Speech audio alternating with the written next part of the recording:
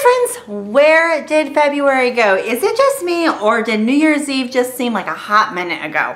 I cannot believe that February is already at the end. Oh my goodness. But as February comes to a close, let's talk about what sold in our craft businesses, what didn't sell, some surprises, and let's plan for the next month. Let's see what do you have planned for March and into April. We're going to be looking at St. Patrick's Day and Easter and things like that. So lots of things to share with you today. First, so what sold in Valentine's Day, the month of love, February. Oh my goodness. So some surprising things. Well, okay, so first off, let's start with some not surprising things. I'm totally not surprised that the underwear were such a big hit, y'all. They were so fun and funny, and they were just really great, and I sold lots of those, got lots of orders. Those were a lot of fun. Lots of people ordering, several pair, which is really a good deal. You can always offer like a discount for multiple items if you're selling something like that people might buy more than one of.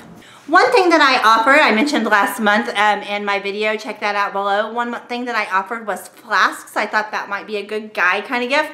Nope, Buzz, nope. Didn't sell one. Glad I just did a mock-up on those guys, because glad I didn't buy any. But that's okay. I wanted to offer something, put it out there. You never know. A couple years ago, I did glass-etched mugs. And I still sell a lot of those this time of year. But a couple years ago, I seriously made $800 on just glass etched mugs. My son was getting ready to go on a school trip that year, and he helped me make them so that we could pay for his school trip.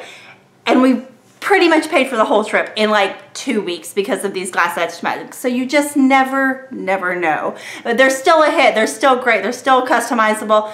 Those are always a good gift. My favorite thing, I probably should have started with this, but my favorite thing I made this month, oh my gosh, I have to show you, is my shirt. Okay, so I can't seem to get a real great angle without it looking like weird, But anyway, it is love. I'll insert a picture.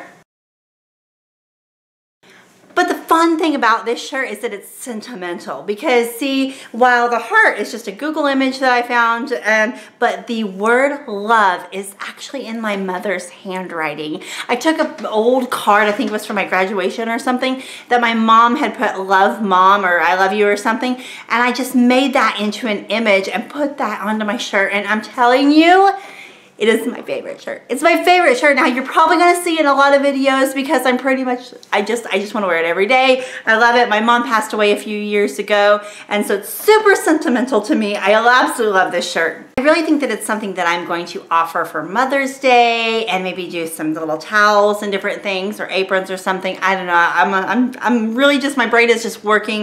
Anyway, I just think that if you can add a personal touch like that to something, that's just, it just makes the gift so heartfelt, and I love that. So I did do several other Valentine's Day shirts, so I'll even leave at least a couple pictures here. One thing that we didn't sell a lot of this month is the woodworking kind of side of our business. That I talk about that a lot, that we do a lot of woodworking.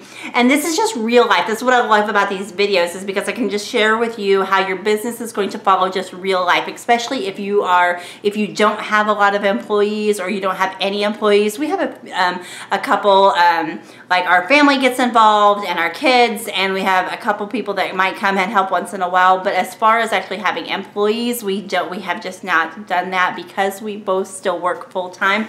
That's not where we are right now. We have had a Sticks and Bricks, we actually had a couple businesses before we moved here, but since we moved here, we have just we've worked outside of the home, and so that's just not where we are in this phase of life. But so if you're like us, sometimes your business, well, all the time, your business is going to follow what's going on in your life. And the fact is, February was just really busy for us. We had a schedule change. We had two major schedule changes. My husband's work schedule kind of changed, and then our teenage son, which is 17, actually got his first job outside of my business. So that's exciting and scary and a whole lot of things, but we've just had to juggle some more schedules like that, because he is usually our main babysitter of our 9-year-old. So we've just had to schedule some work schedules with that. that. And then my husband actually came down with the flu and was like really sick for over a week in February. So that's just real life, guys. And so some of the projects that he is usually more spearheaded on, we just weren't able to do. And you know what? That's okay. You roll with it and you go on. And if you're building a business, and if you're, you know, if you're just a small crafter, just making, you know, now as your business grows, you're going to want to make sure that you can keep that consistency. But we are small and we're able to choose like which orders we take, which orders we can't take, and things like that. If you want to make sure that your business grows, and we've had larger businesses before, like I said, before we moved here, then you're going to want to keep that consistency, and you'll probably do that with the help of outside work and outside employees and things like that, or contracted work or something to that nature. But I just like to share with you, because that is part of it, you guys, is if you get sick or this or that or something happens in a schedule change, that your income is probably going to fluctuate. But sometimes you can work around that, and we were able to work around that with other types of orders that I was doing and things like that. So you know what, you just make it work. One big thing that I didn't personally sell this year, I have sold back in the past, but I used to do cakes back in another day, another time. But I used to do a lot of cakes. I don't do that anymore. I'm just too busy with all my other things. But I have seen several of my dear friends sell chocolate dipped strawberries for Valentine's Day, and seriously, y'all, they made bank. Like, I'm telling you, they were selling them for around $20 a dozen, $15 to $20 a dozen, and Aldi had their strawberries on sale for like $1.19 for a box. It was like a dozen and a half. Of course, you'd pick out the, you know, the ones that weren't as pretty or whatever. But yeah, they've made bank. So if you're thinking about next year or even for Mother's Day, chocolate dipped strawberries, y'all, might be a good idea, because you know, if you're into any of the food crafts, which you know me, I'm into all the crafts. I love making things. So whatever I can make and sell and do. And so chocolate dipped strawberries are a really, really good idea. Now, one way you could kind of up your game is with your Cricut, is you can personalize the boxes or the packaging or something to go with it. And then you're not only doing something that is in high demand, but you're personalizing and you're just a little bit ahead of all of the competition, and that's where you want to be. So that's kind of a look at how February went, with mostly with t-shirts and with some Valentine's Day crafts and things like that, and with lots of fun. Now we're looking forward to March and April. And March is St. Patrick's Day and April is Easter. Now, I don't sell a lot of St. Patrick's Day things. Now, depending on your area, St. Patrick's Day might be a big thing, and you might want to capitalize on that. And one of my biggest things to sell for St. Patrick's Day is the beer mugs. Super cute, super cheap. Pick them up at the Dollar Tree, vinyl on them, etch them, whatever you want to do, personalize them. They are a super, and probably my biggest seller for St. Patrick's Day. If you're going to do St. Patrick's Day, do those. Really though, this time of year, I start focusing on Easter. And so I'm going to be looking at what Easter buckets that I want to personalize, things like that, Easter crafts. I've got a couple really, really cute Easter DIYs coming up. Probably going to film them next because I cannot wait. I've got all the things. So I've got some Dollar Tree Easter DIYs and some Cricut DIYs and some Cricut things, things that you can buy from the Dollar Tree to vinyl on for Easter. And it's going to be so much fun. I love Easter. So many things, all the possibilities with Easter. It's a great holiday to just celebrate. As a Christian, it's a great holiday. It's a big holiday for me to celebrate. And as you know, as a crafter, it's a great one to celebrate too.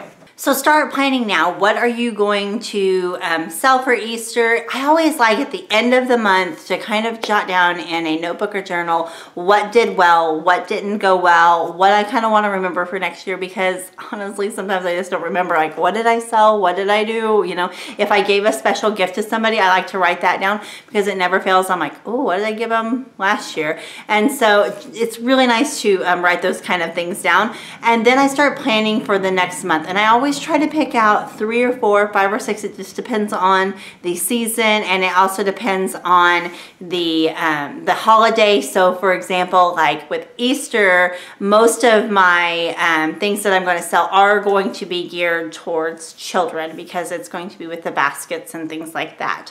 Now, for Mother's Day, it is going to be the things that I, do are obviously going to be geared towards ladies and women and that kind of thing. Father's Day for men, and then Christmas comes along and you have to have a whole bunch of things, but as each of the holidays I kind of gear it towards what's my focus group, and then I try to pick out 3 or 4 to 5 or 6. It just depends on the holiday and how much energy I have and how much craziness is going on in my just real life, and if I wasn't working a full-time job, and maybe you're not working a full-time job and you can devote more time to this. But that's the great thing about this kind of business, is that you can do as little or as much as you want. I don't know what's going on with my hair. I can see it in the little thing and it's driving me crazy. Sorry. Anyway, so where was I at?